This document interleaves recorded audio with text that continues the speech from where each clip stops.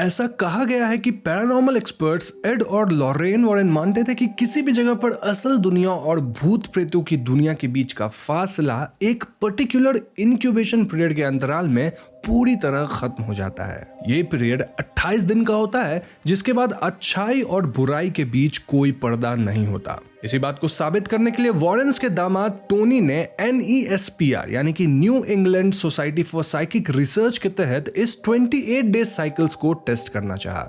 इस टेस्ट को अंजाम देने के लिए 3 टीम तैयार की गई, जो कि अमेरिका के कुछ सबसे हॉन्टेड लोकेशंस को इन्वेस्टिगेट करेगी। इन्वेस्टिगेशन के दौरान 28 दिन तक टीम्स इन लोकेशन में बिना किसी बाहरी कांटेक्ट के रहेगी और पता करेगी कि 28 दिन में क्या सचमुच हम आत्माओं की दुनिया को क्लियरली फील कर सकते हैं। इस इन्वेस्टिगेशन को paranormal documentary series 28 days haunted में कवर किया गया है, जिसकी डिटेल्स आज हम अपने चैनल पे जानेंगे।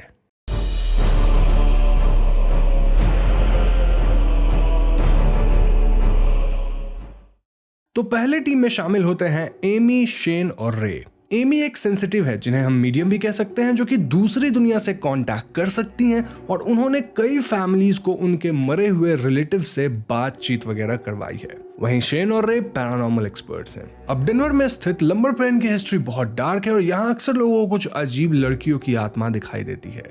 इनमें से कुछ पागल दिखती हैं तो कुछ के हाथ पैर कटे दिखाई देते हैं। इस इन में दाखिल होते ही एमी कहती है कि उन्हें किसी आदमी की आत्मा यहाँ आसपास महसूस हो रही है। बंगले के अंदर छानबीन के दौरान शेन को एक कमरे से किसी के कदमों की आहट सुनाई देती है और वहां पहुंचने पर एमी कहती है कि यहाँ किसी का खून हुआ था, वो भी बहुत बेरहमी से।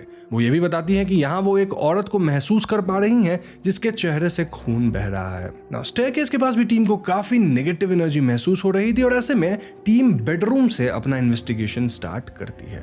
इन्वेस्टिगेशन के शुरुआत में 2 कमरों की जांच पड़ताल की जाती है। टीम एक मेथड का इस्तेमाल करती है जिसे एस्टर्स कहा जाता है। इस मेथड में एक्सपर्ट की आंखें और कान बंद होते हैं, जिससे वो सीधे स्पिरिट बॉक्स से कनेक्टेड हो और वो जो भी फील कर पा रहे हो उसे क्लियरली बता सके। इस सेशन के दौरान शेन को अपने कमरे में 2 लड़कियों की प्रेजेंस फील होती है जो कि उससे मदद मांगती है, लेकिन तभी इस सेशन में कोई मैलेवोलेंट स्पिरिट आ जाती है जो कहती है कि मैंने उसे मार डाला। इससे शेन बहुत घबरा जाता है और तुरंत सेशन को खत्म करता है। इसके बाद एमी को भी अपने कमरे में इन्हीं लड़कियों की आत्मा महसूस होती है और हमें बताया जाता है कि 1970 में इनके वैलेंटाइन स्वीट में 2 लड़कियों को ब्रूटली मार दिया गया था। इस हादसे के बाद लोग अक्सर इनकी आत्माओं को यहाँ देख पाते हैं। खैर, नेक्स्ट सीन में टीम बेसमेंट में जाती है और यहाँ इन्हें एक ट्रैप डोर नजर आता है जहाँ एक डार्क स्टोरेज रूम था। टीम यहाँ दाखिल होती है और एक बार फिर से ईस्टर्स मेथड यूज करती है। इस बार एमी को 1970 में जो कत्ल हुए थे उनके विक्टिम्स का नाम पता चलता है, एंड दीज वेर कारा एंड मेरियान। इन्वेस्टिगेटर्स दावा करते हैं कि इस सेलर की हवा बहुत भारी महसूस हो रही थी और उन्हें कोई स्पिरिट बार बार यहाँ से निकल जाने को कह रही थी, सेइंग ये मेरा घर है। एक सेशन के दौरान कारा नाम की लड़की इनसे कांटेक्ट करती है जो कहती है कि यहाँ एक ईविल आदमी मौजूद है जो उन्हें बात करने नहीं दे रहा। ये बात होने के बाद सचमुच ही स्पिरिचुअल कांटेक्ट टूटने लगता है और तभी एक हादसा होता है। शेन को महसूस होता है कि किसी ने बेड के नीचे से उसके पैर पकड़ लिए। शेन हड़बड़ा के नीचे देखता है जहां उसे एक लड़की का कटा छटा बदन दिखाई देता है। ये लड़की बहुत डरावनी लग रही थी, जिससे कि सभी बहुत डर जाते हैं। आगे टीम घर के एटिक को इन्वेस्टिगेट करने जाती है और यहाँ दाखिल होते ही एमी को अपने कान में एक रिंगिंग की आवाज सुनाई देती है, जिसका मतलब था कि कोई आत्मा कुछ कहना चाहती थी। तभी रे देखता है कि ऊपर टंगे कैंडल्स में से एक जोर जोर से हिल रहा है। गौर करने वाली बात यह थी कि एटिक में हवा का कोई सोर्स नहीं था। इसी दौरान उन्हें बाहर से एक श्रिल साउंड सुनाई देती है और वो पाते हैं कि बाहर का दरवाजा अपने आप खुल गया था। यही नहीं, निक को भी एक लड़की की छवि दिखाई देती है और कोई उससे हल्के विस्पर में कहता है कि मैंने ही एटिक में वो कैंडल हिलाया था। इसके बाद वहां कुछ और अजीबोगरीब घटनाएं होती हैं, जैसे किचन के सारे कैबिनेट्स अपने आप खुल जाना, चीजें इधर उधर होना इत्यादि। ना अब तक टीम को यहाँ रहते कुछ दिन बीत चुके थे। इनफैक्ट 17th डे को शेन एक सेंसरी डिप्रीवेशन टैंक सेशन करता है, जहां वो नमक और पानी के एक टैंक के थ्रू आत्माओं से कांटेक्ट करता है। सेशन के बाद शेन बताता है कि उसने अपने सेशन में मेरियान की मौत देखी। वो कहता है कि मेरियान सीढ़ियों के पास खड़ी थी जब सामने के दरवाजे से एक किलर आता है। यह किलर उसे घुटनों पे बैठने कहता है, जहां मेरियान उसे भीख मांगती है कि वो उसे जाने दे क्योंकि उसके बच्चे उसका इंतजार कर रहे हैं, लेकिन फिर भी ये किलर उसे मार डालता है। यही नहीं, शेन और भी कई दर्दनाक मौतें इस प्रॉपर्टी प्रॉपर्टी पे देख पाते हैं। इनफैक्ट कई लड़कियां और बच्चे इस सीरियल किलर का शिकार हो रहे थे। इन्हीं विक्टिम्स में से कुछ की आत्माएं आज भी इस इन के कोने कोने में छिपी हुई है, एज इफ उन्हें किसी का डर हो। इसके बाद अगले रात एमी, शेन और रे एक सियांस परफॉर्म करते हैं जहां ये स्पिरिट्स उनसे कांटेक्ट करती है और शेन एक आवाज सुन पाते हैं जो कि कहती है चेक बिलो। इस बात को सुनकर टीम बेसमेंट के ट्रैप डोर रूम को दोबारा चेक करती है और इस बार यहाँ चेक करने पे रे को एक न्यूज़पेपर मिलता है जिसमें एक और लड़की के कत्ल होने की खबर छपी थी। ये आर्टिकल इस सेल के कोने में छिपाकर कई सालों से रखा गया था। शेन और एमी की टीम कंक्लूड करती है कि जो भी यहाँ सीरियल किलर था शायद वो अपने दिनों में यहीं छुप कर रहता होगा और लंबर पीरियड में ये कत्ल परफॉर्म करता होगा। टीम देख पाती है कि सेल में मौजूद एक मैन होल के थ्रू आसानी से अंदर बाहर जाया जा सकता था, जो कि किसी भी घटना को अंजाम देने के लिए काफी था। इसके बाद टीम वहां प्रेयर्स वगैरह परफॉर्म करती है और फाइनली वहां मौजूद स्पिरिट रेल्म को पूरी तरह से खत्म कर पाती है।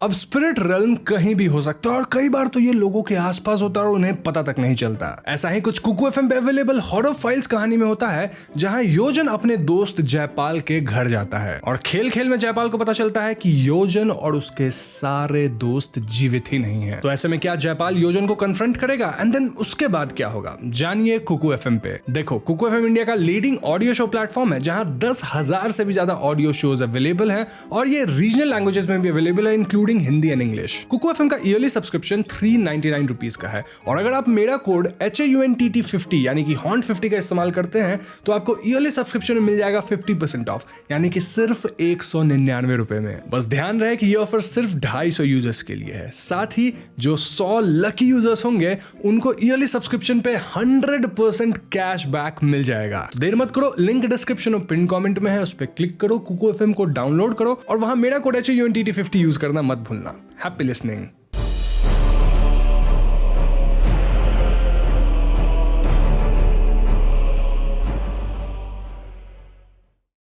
दूसरी टीम मेडिसिन में स्थित ड्राई गुड स्टोर नाम की जगह को इन्वेस्टिगेट करने आती है। टीम मेंबर्स है ब्रांडी जो कि एक साइकिक मीडियम है और जेरेमी जो कि एक डीमोनोलॉजिस्ट है। यहाँ पहुंचकर ब्रांडी बताती है कि उसे स्टोर के अंदर स्टेयरकेस के पास एक लड़की खड़ी दिखाई दे रही है। वो वहाँ कुछ बच्चों की आत्माएं को भी महसूस करती है और कहती है कि किन्हीं 2 लड़कियों के साथ यहाँ कुछ बहुत बुरा हुआ था। ड्राई गुड स्टोर के सेकंड फ्लोर पे टीम को एक कॉफिन डिस्प्ले पर मिलता है जिसके बारे में कहा जाता है कि ये एक तरह का मेमोर है क्योंकि सदियों पहले ये स्टोर एक फ्यूनरल होम हुआ करता था। ब्रांडी को यहाँ एक फैमिली फोटो भी मिलती है जिसे देखकर वो बताती है कि ये वही बच्चे हैं जिन्हें मैंने आते वक्त फील किया था। अब इस कॉफिन में टीम एक सेशन परफॉर्म करती है जहां उन्हें कई लोगों की आत्माएं अपने आसपास फील होती है। इन्हें एक विजन भी दिखता है जहां एक बेड पर बहुत सारा खून गिरा हुआ था। इन्वेस्टिगेशन के 5वें दिन तक ब्रांडी कंक्लूड करती है कि यहाँ वो एक फैमिली के कई स्पिरिट्स को फील कर रही है जिसके साथ कुछ तो बुरा हुआ था। इनफैक्ट यहाँ वो फैमिली फोटो वाली एक लड़की को भी देखती है। अब इस फैमिली के बारे में और जानने के लिए ब्रांडी और जेरेमी एटिक के पास एक सेशन परफॉर्म करते हैं और इस सेशन के दौरान ब्रांडी का कहना है कि वो इस फैमिली की बड़ी बेटी से बात कर पाई जिसने उसे बताया कि उसके पिता उस पर बहुत गुस्सा थे क्योंकि वो प्रेग्नेंट थी। इसके अलावा मालूम होता है कि 1920 के दशक में गुड स्टोर में एक फैमिली रहा करती थी। 25 दिसंबर 1929 को चार्ली लॉसन नाम का टोबैको फार्मर ने अपनी पूरी फैमिली को मार डाला। इस फैमिली में एक इन्फेंट भी शामिल था और इस कत्ल के टाइम पर लॉसन की सबसे बड़ी बेटी मेरी प्रेग्नेंट थी। यही नहीं, चार्ली के इस हैवानियत के पीछे ये बात सामने आती है कि उसने ही अपनी बेटी को प्रेग्नेंट कर दिया था। कहा जाता है कि चार्ली के ऊपर किसी डिमोनिक एंटिटी का साया था जो उससे ये सब करवाई थी। ब्रांडी को ये एंटिटी यहाँ फील भी होती है। अब इन्वेस्टिगेशन के दौरान कई हादसे होते हैं जहां टोबैको रूम में एक सेशन के दौरान स्पिरिट्स ब्रांडी और जेरेमी पे हमला कर देती है। उन्हें किसी की तेज कदमों की आवाज आती है जो कि उनकी तरफ ही दौड़ रही थी और ऐसा लगता है कि कोई गेट आउट बार बार कह रहा हो। जेरेमी तो पोजीशन की हालत में पहुंच जाता है और वैसे ही हैबिट्स शो करने लगता है जैसे चार्ली ने अपने सामूहिक कत्ल के पहले दिखाई थी, like anger burst out, negativity, और वो अपनी एनर्जी ऑलमोस्ट खो देता है। अगले दिन जेरेमी की तबीयत बहुत खराब हो जाती है और ब्रांडी उसे उसी वक्त हॉस्पिटल भिजवाती है। हॉस्पिटल से वापस आने के बाद जेरेमी और ब्रांडी डिसाइड करते हैं कि वो अपनी साइकिक एबिलिटीज की मदद से इस जगह आत्माओं से बात करेंगे और उन्हें रोशनी की तरफ गाइड करेंगे। इस दौरान स्पिरिट्स वापस से जेरेमी पर अटैक करने की कोशिश करती हैं। इनफैक्ट रिचुअल के दौरान एक वास उसके ऊपर गिरा भी देती हैं, लेकिन इस बार जेरेमी इस नेगेटिव एनर्जी को पूरे यकीन के साथ यहाँ से चले जाने को कहता है। ब्रांडी भी अपने साइकिक एबिलिटी से इस स्टोर में सदियों पहले रहने वाली आत्माओं को अब आजाद होने की गुहार लगाती है। रात भर के प्रेयर्स और रिचुअल्स के बाद ड्राई गुड स्टोर में शांति वापस आ गई थी और सब कुछ ठीक हो गया था। यानी कहा जाए तो यहाँ से पैरानॉर्मल एक्टिविटीज खत्म हो गई थी।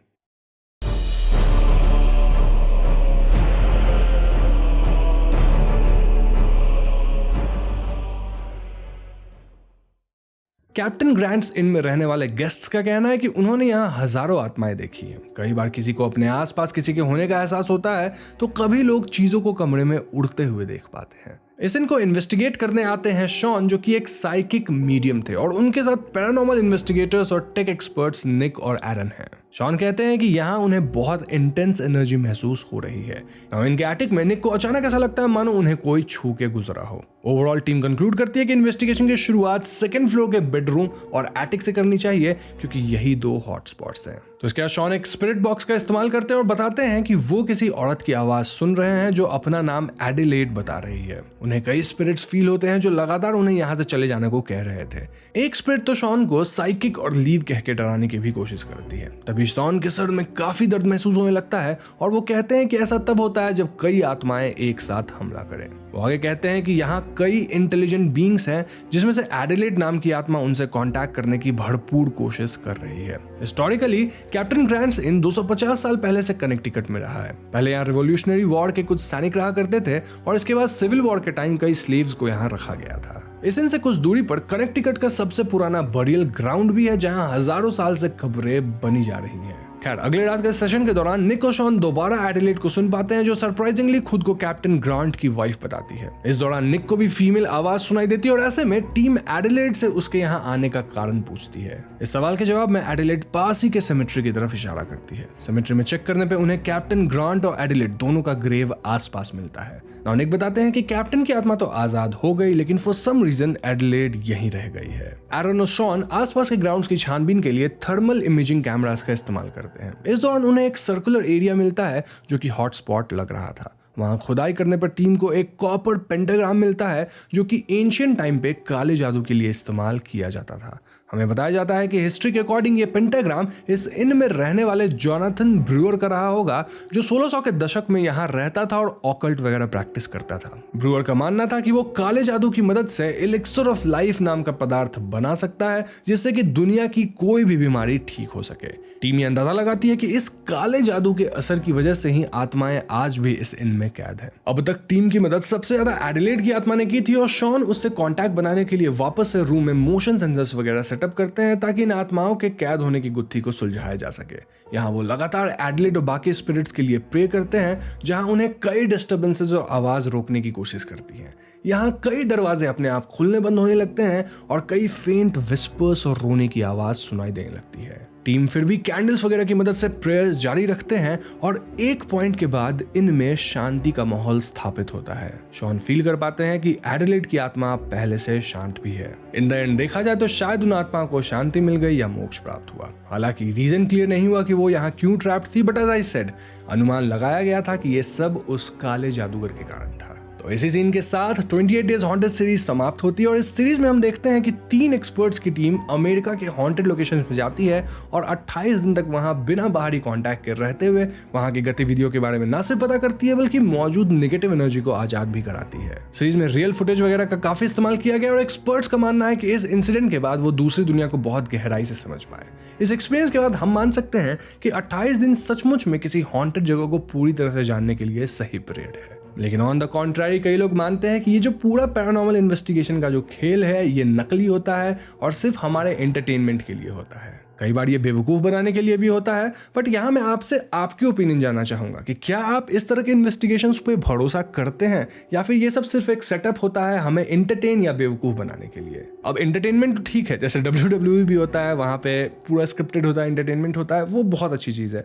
लेकिन अगर हमें बेवकूफ बनाया जा रहा है, अगर लोगों को धोखा दिया जा रहा है, तो वो गलत है। तो आप प्लीज कॉमेंट्स में अपनी ओपिनियन हमें जरूर बताइएगा। तो बस आज की वीडियो में इतना ही। वीडियो पसंद आया तो इसे लाइक और शेयर जरूर करें। यहाँ मैं आपको याद दिला दूं कि डिस्क्रिप्शन और पिन कमेंट दोनों में है कुकू FM को डाउनलोड करने का लिंक, तो डाउनलोड करो और वहां मेरा कोड HAUNTT50 यानी कि HAUNT50 जरूर इस्तेमाल करना to get 50% off on yearly subscription. ये ऑफर सिर्फ पहले 250 लोगों के लिए है और लक्की 100 लोगों को 100% कैशबैक भी मिल जाएगा अपने सब्सक्रिप्शन पे। अब अगर आप हमारे चैनल पे नए हैं तो हमें सब्सक्राइब करके बेल आइकन को जरूर दबा दीजिएगा, क्योंकि हम अपने चैनल पे ऐसे इंटरेस्टिंग वीडियोस लाते रहते हैं। पीस।